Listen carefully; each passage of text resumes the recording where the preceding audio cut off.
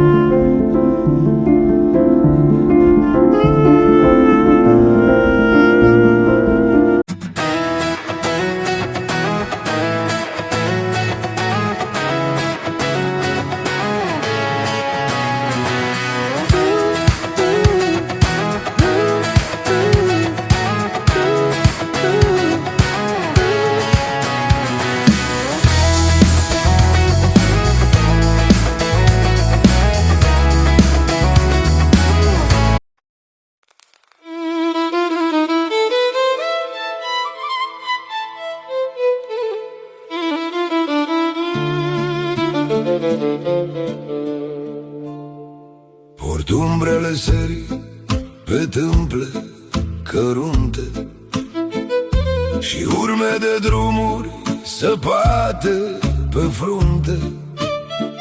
Port taina păstrată sub lacăt de fier și un petic de vis dintr-un alt fel de cer.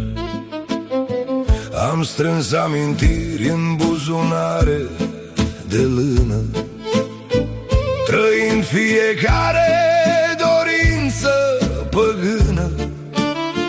Sunt omul ce tace când lumea dă glas, că știu ce e timpul și ce-a mai rămas.